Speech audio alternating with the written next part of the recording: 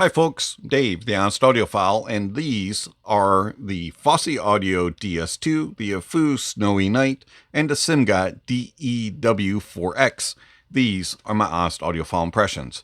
I want to thank Fosi Audio for providing the DS2 for review. I want to thank HifiGo for providing the Snowy Night, and I want to thank Simgot for providing the DEW4X. Fosi Audio, HifiGo, and Simgot, you all rock. Alright, so the Fosi Audio DS2, this will set you back $60 from your bank account. The Simgot DEW4X, this will set you back $80 from your bank account. And the AFUL Snowy Night will set you back $110 from your bank account.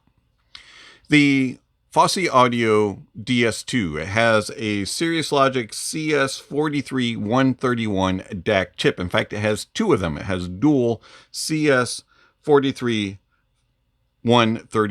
DAC chips, and it is capable of doing 32-bit 768 and DS2 The Simgot DEW4X, this has dual Cirrus Logic CS43198 DAC chips. It's capable of doing 32-bit 384 and DS2 And then the AFUL Snowy Night. This also has dual CS43198 DAC chips. It's capable of doing 32-bit 768 and DS2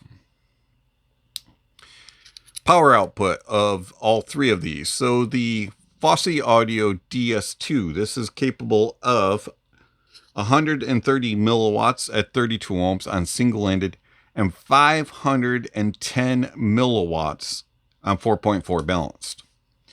The Simgot DEW4X, this is capable of doing 70 milliwatts on 3.5 single-ended and 150 milliwatts on 4.4 balanced. And then the AFUL Snowy Night, this is capable of 140 milliwatts on single-ended and 300 milliwatts on 4.4 balanced. All three of them have 3.5 and 4.4 balanced output. They're all very well built. The Simgot is a little bit shorter, but a little bit wider than the others. The DS2 from Fosi Audio is the skinniest, but it is kind of long. And then the Snowy White is the largest and has a different type of shape as it kind of steps up and gets a little bit thicker. They all have volume knobs on the side.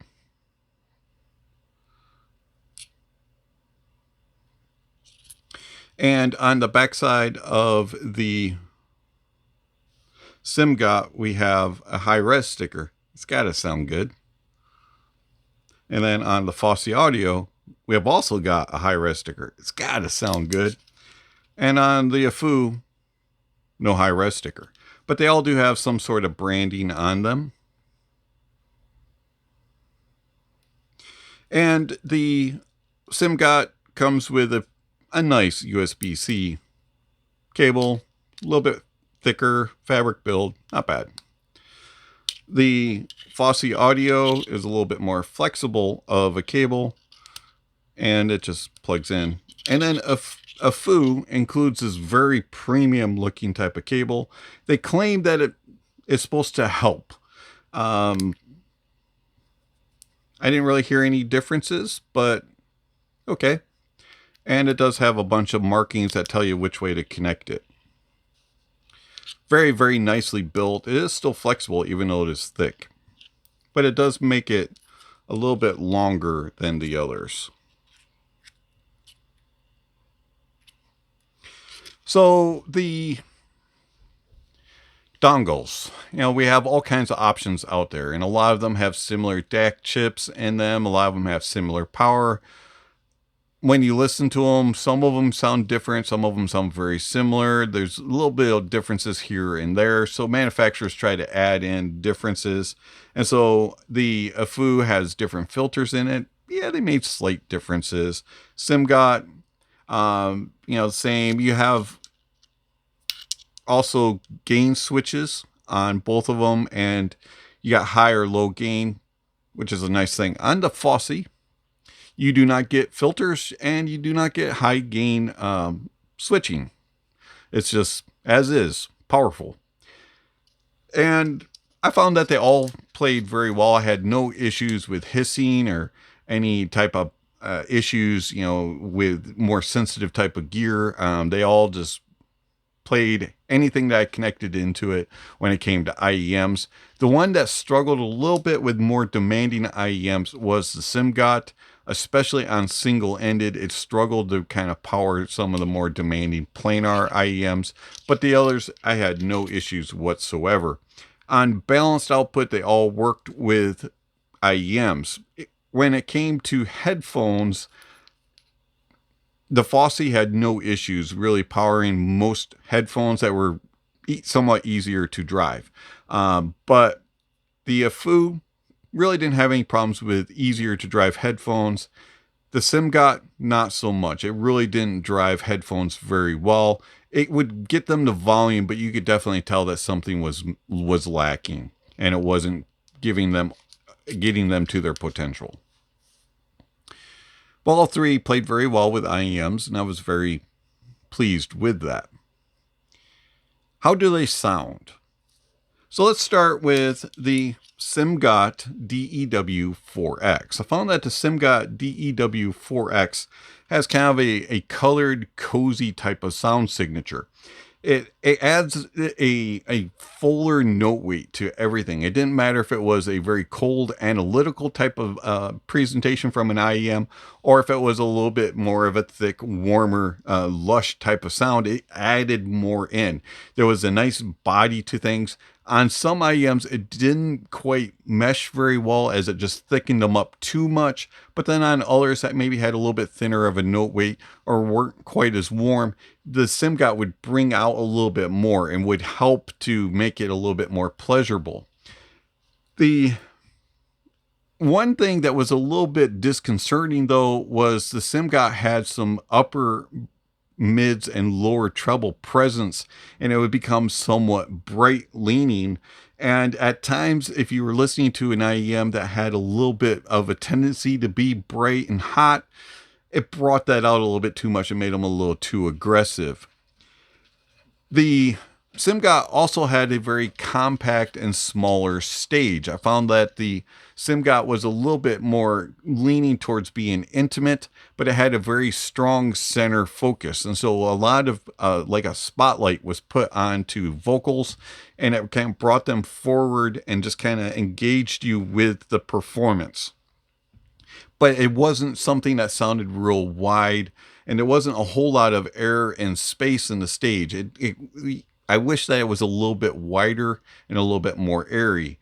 The imaging was good. Things went across the stage well, and there were no stutters or juddering or jittering or sputtering or anything like that. No gaps and spaces. Everything moved across the stage. Wasn't the most precise in its placement, but you could definitely tell that's on the right side, that's on the left side, it's in the middle, that's kind of over here or over there, and you could follow things as they moved. It just wasn't the most precise. And then I found that the details that it brought in were average for a price point of the dongle coming in at $80, and I had no complaints there. Resolution was good. In the uppers, it was a little bit on the harsh side at times, a little bit glary, depending on what IEM was being paired with it. The AFUL Snowy Night. Now, the AFUL Snowy White, or Snowy Night, has a more neutral and natural presentation. I found that it has very, very good natural tone and timbre, and it has amazingly good details and resolution. I was rather impressed at how much details you were getting and how well it resolves it. Whether it was bass, the mids, or the treble, it's resolving all of the details very well. It has a average size stage. It's not going to be something that sounds super grand and wide, but it's bigger than the Simgot has. and also does a better job with layering, and imaging is a little bit more precise and accurate. Coming in at the most expensive price tag of $110, I was rather impressed at what its capabilities are and how pleasing it is to listen to. I do wish that I had just a little bit more air and space up top, and that was extended slightly better in the uppers and gave just a little bit more sparkle and energy. It is a little bit safe leaning in the upper regions, but at the same time, it's not a fatiguing listen. It's very pleasurable, and it does come across in a very neutral and natural way. And then you have the Fosi Audio DS2. Now, the Fosi Audio DS2 has a very neutral and natural presentation as well. But where the AFUL kind of struggles and doesn't have the extension, especially in the uppers, the DS2 has that. It extends very nicely in the uppers, and it extends a little bit farther into the bass, and you get a little bit more sub-bass presence. And overall, the DS2 has a good air and space, and also has very good details and resolution. Not quite as good as the AFUL Snowy White, but it's not far behind, and it is more than the Simgot DEW4X. And I found also that the DS2 has a little bit more crispness, a little bit more bitiness, a little bit more edgy presentation, and it's not as safe sounding as the AFUL Snowy Night. I found that the staging is nice and wide, and you have good width to it, and also has very good layering and a very good depth. And then the imaging is very accurate, almost as good as the AFUL Snowy Night. So you have the Fosi Audio DS2 coming in at $60. I highly recommend it. This thing is phenomenal. If you're looking for a neutral, natural presentation that's a little bit more analytical leaning and has a good amount of biteness and crispness and sparkle and energy, along with a natural tone and timbre, I would go along with the Fosi Audio DS2. If you're looking for a little bit safer of a sound, but still an analytical lean with natural tone and timbre and very good details and resolution, go with the AFUL Snowy Night. And then if you're looking for something a little bit different, something that has a little bit more mid-centered focus, a little bit more presentation on vocals and soloists, then I would go with the Simgot DEW4X. If you just want power and that's all you care about is getting the power and the max power that you can out of a dongle, Fosi Audio DS2, 510 milliwatts unbalanced. And then the AFUL comes in at 300 milliwatts unbalanced. And the Simgot DEW4X, 150 milliwatts. So if all you care about is the power, Fosi Audio. If you care about sound signatures and presentation and natural tone and timbre, the AFUL Snowy Night is probably the best sounding, most natural leaning presentation. If you want something that's a little bit more analytical with tone and timbre that's very natural, the DS2. And then if you just want something that's a little bit cozy and comfortable and pleasurable and a little bit different, the Simgot. It's been Dave, the Honest Audiophile. Thank you for watching, and I'll catch you on the next video. Speaking of next video, somewhere on screen, subscription links and notification bells. If you haven't already, please check those off. Don't forget to give a thumbs up or a thumbs down to the video, and check out all the links down below. There's all kinds of information down there regarding how you can contact channel, follow channel, support channel. All that kind of stuff is listed down below. Speaking of supporting the channel, I want to thank my supporters through Patreon and YouTube memberships. Thank you very much for all that you provide to the channel. It's much appreciated. If you're interested in supporting the channel, there's various ways that you can do that through one-time gifts with PayPal and Venmo, and also through YouTube. And if you're interested in supporting the channel on a monthly basis, you can do that with Patreon and YouTube memberships, where you can get access to videos early, and also by asking, you can get access to my private Discord server. Check out the other links down below. There's all kinds of information like gear recommendations, music recommendations, and gear rankings, and all kinds of other things listed down below. So don't forget to check out the links down below. And lastly, don't forget to enjoy the music, and that honesty is the best policy.